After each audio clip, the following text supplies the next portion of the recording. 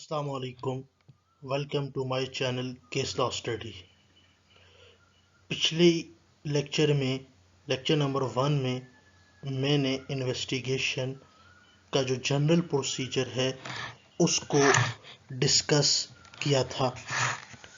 اب 2016 میں C R P سی میں امینڈمنٹس ہوئیں، criminal law amendment offenses relating to rape act 2016، جس کے تحت انویسٹیگیشن کا پروسیس جو اگینسٹ وومن ہے اور اگینسٹ 295C جو توہین رسالت کا جو قانون ہے اس میں کچھ انویسٹیگیشن کا پروسیجر چینج کیا گیا ہے۔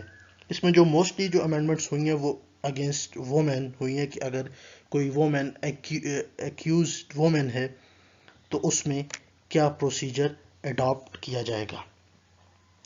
تو آج کی ویڈیو میں انشاءاللہ ہم اس سارے پروسیجر کو میں آپ سے ڈسکس کروں گا، اور اگر آپ کو میری یہ ویڈیو اینڈ پہ اچھی لگے تو چینل کو ضرور سبسکرائب کیجیے گا اور ویڈیو کو ضرور لائک کیجیے گا۔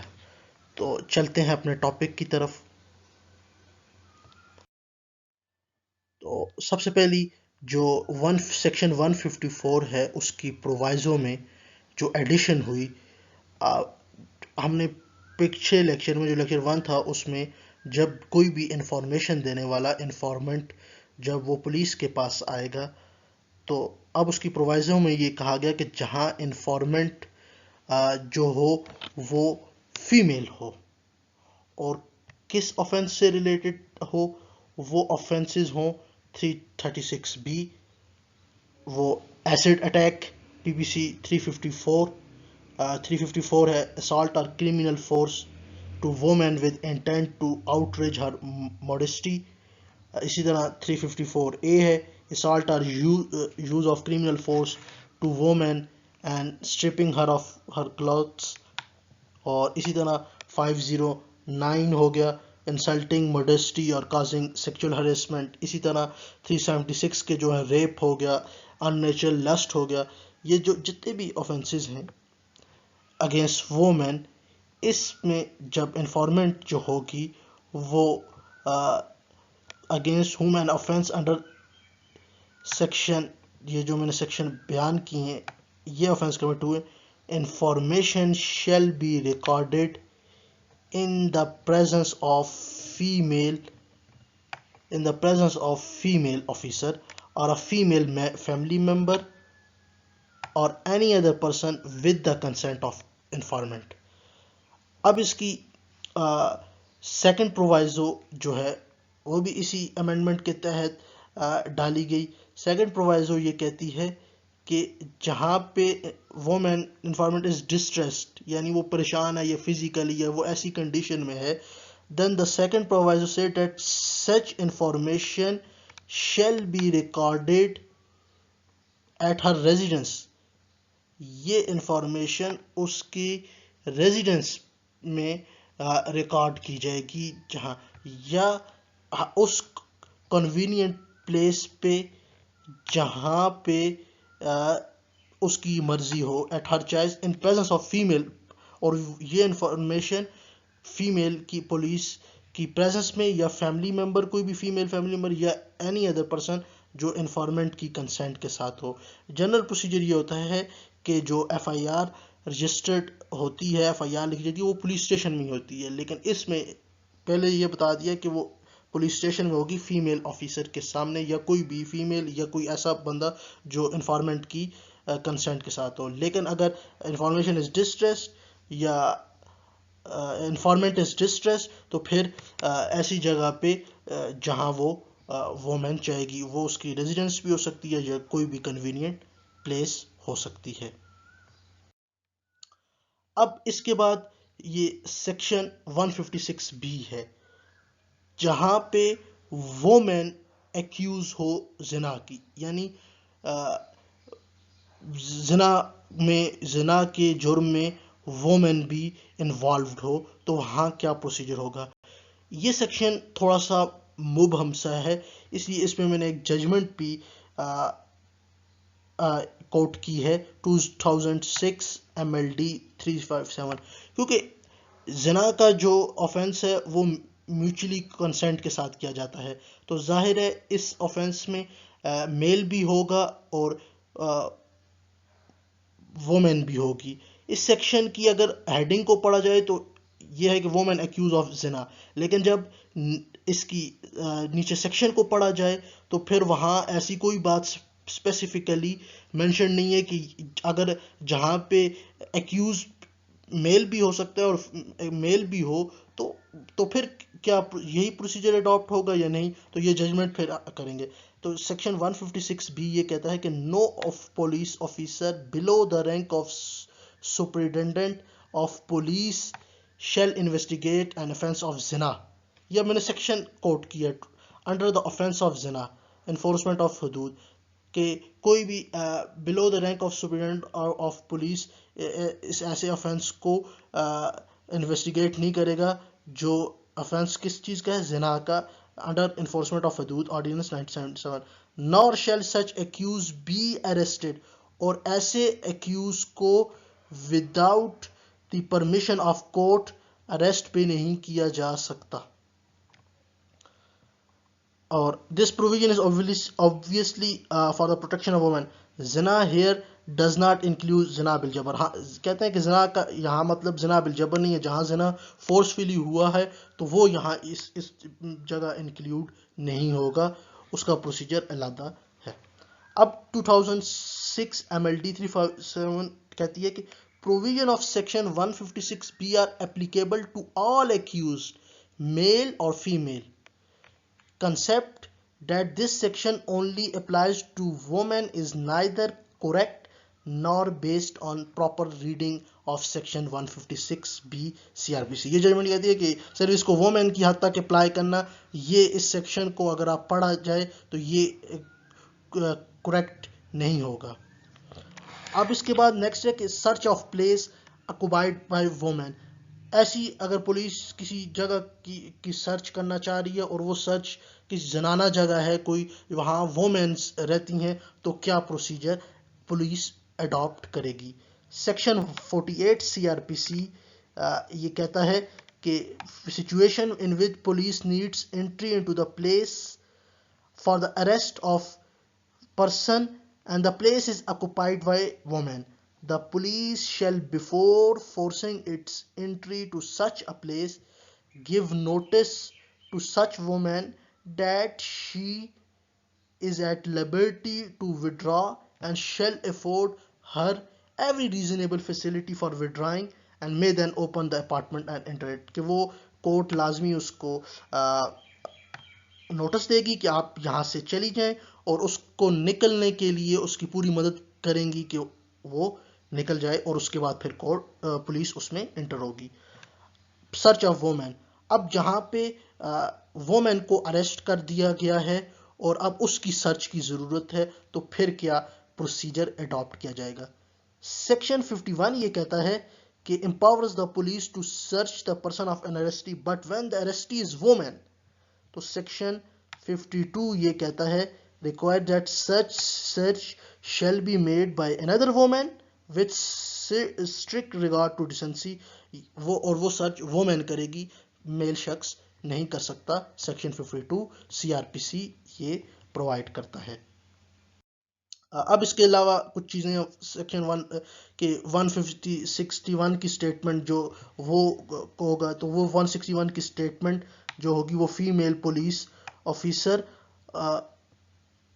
in the presence of shall be recorded، یہ ہوگی shall be recorded in the by an investigating officer in presence of female officer، یا وہ فیمیل اور فیمیل ممبر اور other person of her choice, کوئی بھی اس کی چوائس، اس کی پریزنس پہ وہ انویسٹیگیٹنگ آفیسر اس کی 161 کی سٹیٹمنٹ ریکارڈ کرے گا.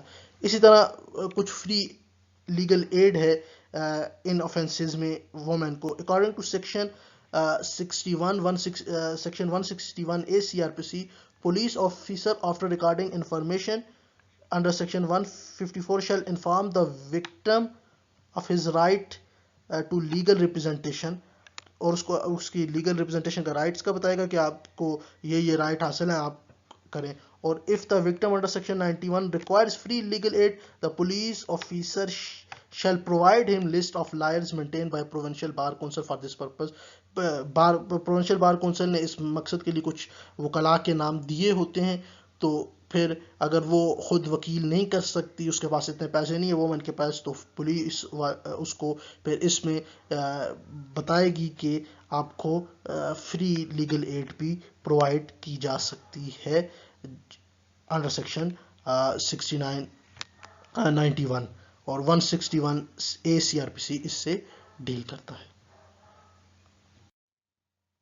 اب اس کے بعد میڈیکل ایگزامینیشن, کیونکہ آفینسز اگر ریپ کا ہے اور اسی طرح دوسرے آفینسز ہیں, اننیچرل لسٹ ہو گیا اگینسٹ وومین, تو اس میں میڈیکل کا ہونا نہایت ضروری ہے. تو سیکشن 164 جو ہے CRPC کا وہ اس سے ریلیٹڈ کرتا ہے. اس میں اس کا باقاعدہ پروسیجر ہے کہ when the offense under investigation is one against section 376, 377, 377B PPC and the victim is female or victim she shall be examined by a female doctor.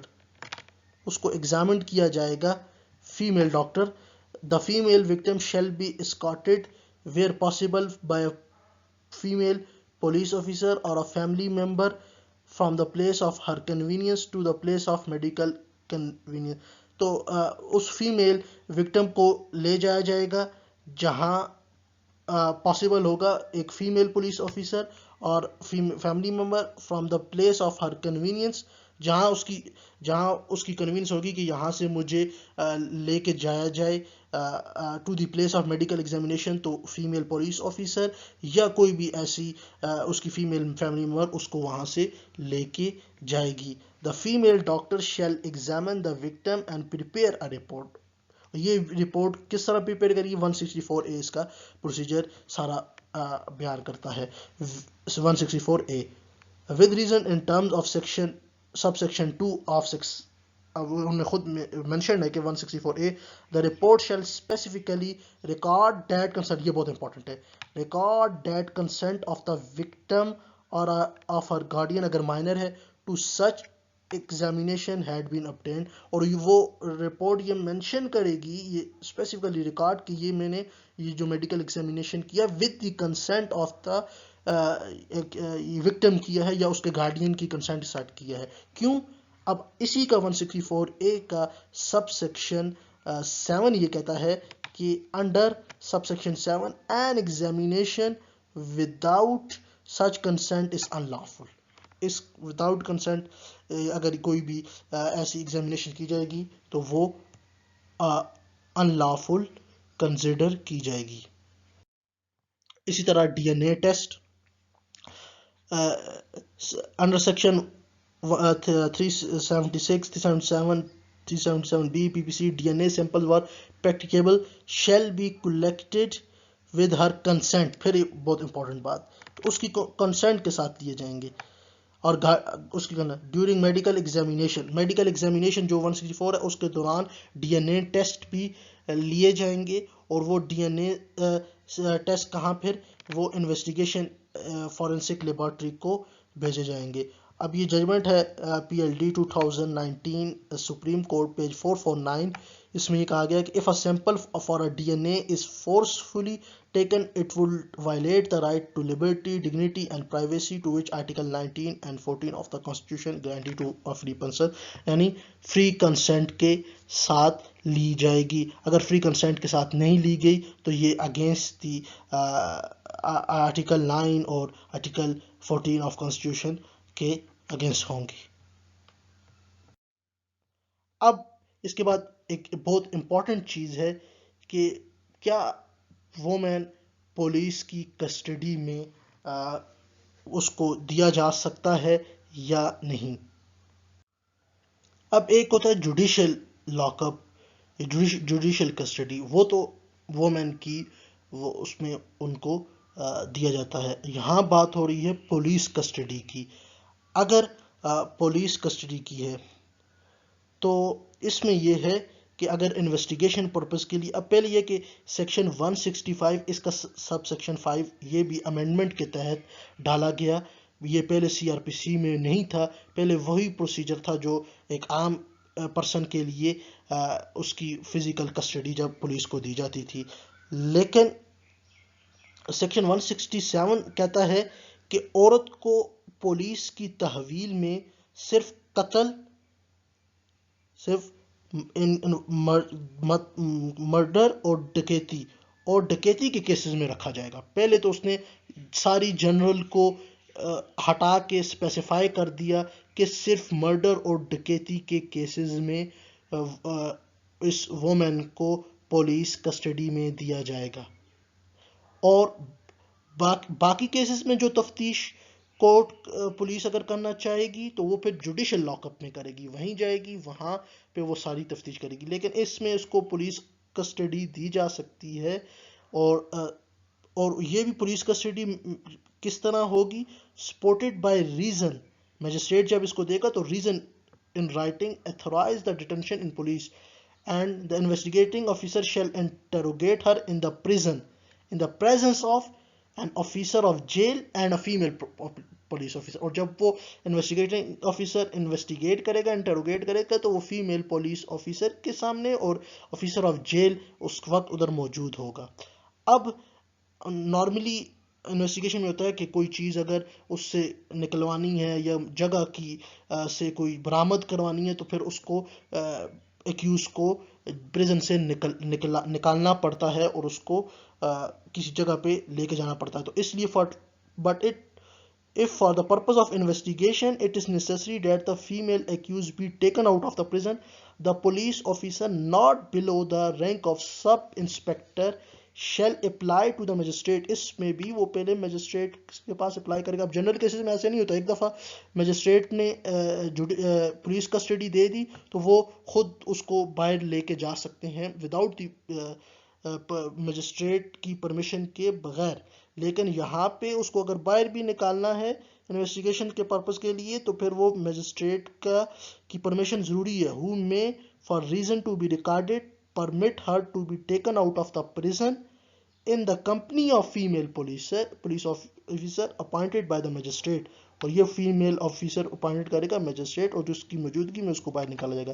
even then the accused shall not be kept out of the prison while in the custody of police between sunset and, اور اس میں بھی اس کو مغرب سے لے کے صبح تک اس دوران اس کو وہاں سے باہر نہیں نکالا جا سکتا. یہ 167(5) اس سارے پروسیجر کی کو اڈاپٹ کرتا ہے.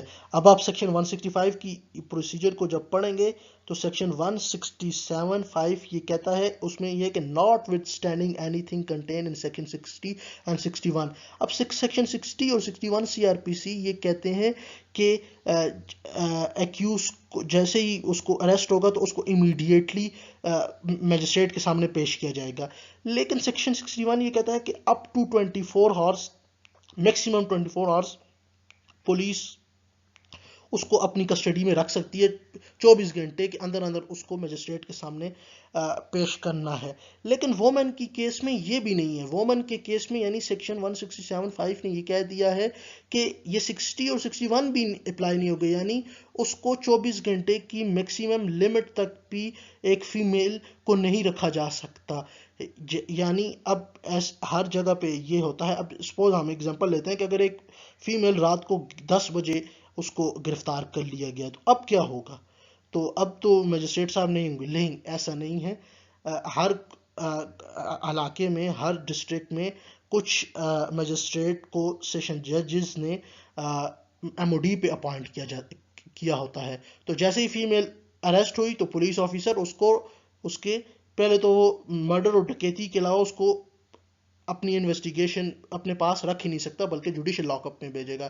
یا اگر پولیس کی جیل دور ہے تو پھر وہ اس کو کیا نام ہے بھیجے گا یتیم خانے یا ایسی دوسری جگہ پہ جو سیو ہے، وہاں پہ دارالایمان میں اس کو بھیج دے گا. لیکن اگر اس کی انویسٹیگیشن ہے تو پھر وہ رات کو میجسٹریٹ کے سامنے اس کو پیش کرے گا اور میجسٹریٹ سے وہاں سے آرڈر لے گا اور پھر تب ہوگا. ادروائز وہ اس کو نہیں کر سکتا، کیونکہ سیکشن 165 یہ کلیئرلی کہتا ہے کہ اپلائی نہیں ہوگے سیکشن 60 اور سیکشن 61۔ اب اس کے بعد لاسٹ پہ آ گیا کہ investigation of under section 295C۔ اب اس میں بھی یہ ہے کہ باقی انویسٹیگیشن کا پروسیس تو سیم وہی رہے گا، لیکن اس میں جو انویسٹیگیشن کرے گا وہ انڈر سیکشن 165A CRPC کہتا ہے کہ investigated by police officer not below the rank of superintendent of police. Superintendent of police سے کم کا بندہ اس میں انویسٹیگیشن نہیں کر سکتا۔ تو یہ تھی آج کی میری ویڈیو۔ اگر آپ کو یہ اچھی لگی میری ویڈیو تو کائنڈلی اس کو چینل کو سبسکرائب کیجیے گا اور ویڈیو کو لائک کیجیے گا، اس سے مجھے موٹیویشن ملتی ہے۔ جزاک اللہ خیرن، السلام علیکم۔